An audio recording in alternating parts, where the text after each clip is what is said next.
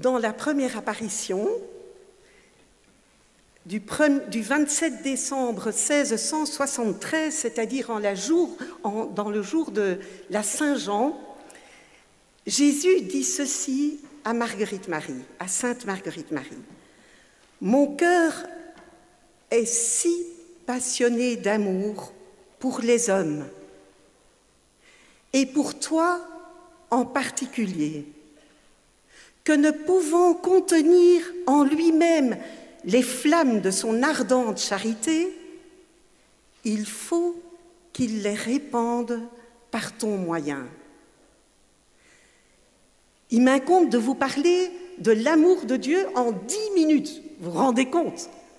On pourrait en parler, mais pendant toute la journée. Donc je vais essayer de dire l'essentiel. D'abord, dans cette phrase, pour qui est cet amour? Qui est-ce que Jésus aime?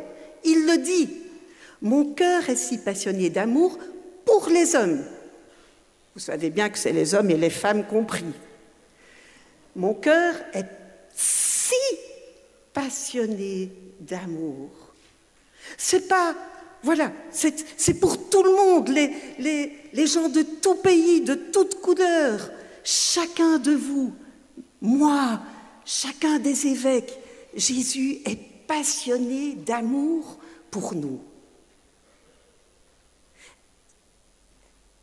Vous pouvez rentrer en vous-même et vous poser la question, mais est-ce que je crois que Jésus est passionné d'amour pour moi?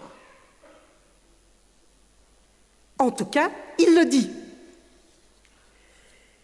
Peu importe mes blessures, mes péchés, mes addictions, mes souffrances, mes chutes, mes relèvements, peu importe tout ça, il ne s'agit pas de nous, il s'agit du cœur de Jésus. C'est lui qui nous aime. Alors, qu'est-ce qu'il dit de son amour? Alors moi, ce qui me passionne dans cette phrase, c'est tous les mots qui ont en eux-mêmes un superlatif. Mon cœur est si passionné, et puis que ne pouvant contenir en lui-même les flammes de son ardente charité. C'est pas un amour de loin. Je t'aime, moi non plus, je t'aime de loin. Non, c'est un amour très personnel. Jésus aime chacun de nous d'un amour très personnel. Il connaît le fond de mon cœur, dans Jérémie 1, chapitre 1, verset 5, « Avant même de te former au ventre maternel, je t'ai connu. » Jésus nous a connus de toute éternité et il nous connaît maintenant. Il connaît le fond de notre cœur, d'aujourd'hui, de cet instant. Il me vient une image, l'image d'un peintre. Vous savez, un peintre, s'il est dans une période douloureuse, une période d'épreuve, une période d'échec, peut-être que sa peinture sera un peu sombre. Et pourtant, il va l'aimer. Il va l'aimer parce qu'elle dit quelque chose de lui. Elle est issue de lui. Si un jour il est dans une période de bonheur, de joie, de réussite, peut-être qu'il y aura beaucoup de couleurs, beaucoup de formes, et il va l'aimer parce que cette peinture dit quelque chose de lui.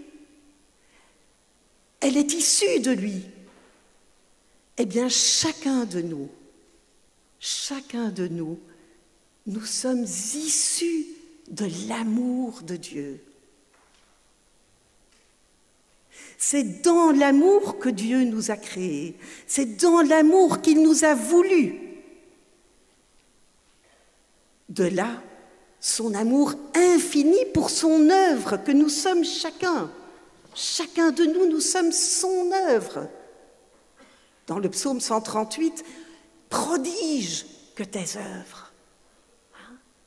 Nous sommes chacun un prodige. Est-ce que vous le croyez? Qu'aux yeux de Dieu, chacun de vous, chacun de nous, nous sommes un prodige. Nous sommes une merveille à ses yeux. En même temps, comme dit Jésus à Sainte Catherine de Sienne, « Je suis celui qui est, tu es celle qui n'est pas. » Mais le prodige, c'est parce que nous sommes issus de lui, de son amour. Nous disons chacun quelque chose de Dieu. Nous sommes chacun appelés à être une parole de Dieu pour le monde. Alors comment est cet amour si passionné? Je t'aime bien? Non, pas du tout. Je t'aime à la folie. Peut-être que chacun peut fermer les yeux 3 secondes et entendre Jésus lui dire, avec votre prénom, un tel, je t'aime à la folie. Je suis si passionnée d'amour pour toi.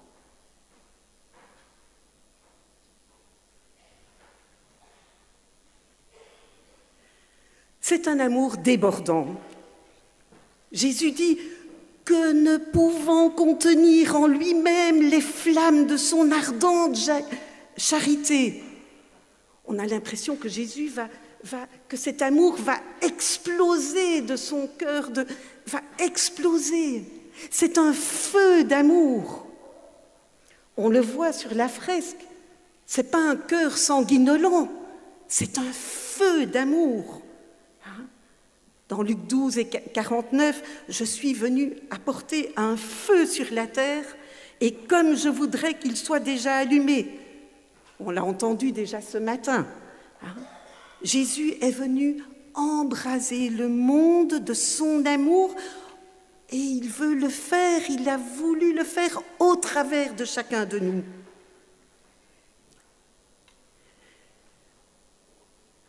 Saint Philippe Néri, un saint italien, était un digne disciple de Jésus. Lui qui, absorbé dans sa prière, a fait l'expérience d'une boule de feu. C'est une boule de feu d'amour, pénétrant dans sa poitrine, et celle-ci fit tellement gonfler son cœur qu'il eut physiquement 2 côtes cassées.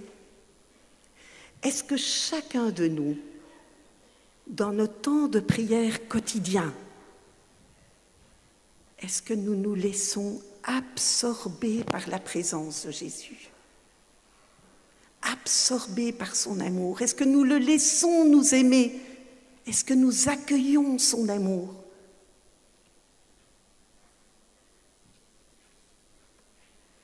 C'est un amour qui n'a rien épargné.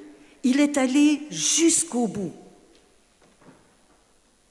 Comme nous le dit saint Jean au chapitre 13. Jésus, ayant aimé les siens qui étaient dans le monde, les aima jusqu'au bout.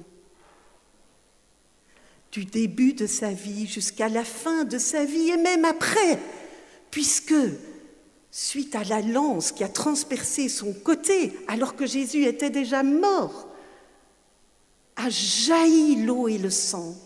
C'est un jaillissement de l'amour de Dieu. Dieu qui ne nous abandonne pas, Dieu qui est à nos côtés, Dieu qui sonde nos cœurs, qui connaît tout ce que nous vivons.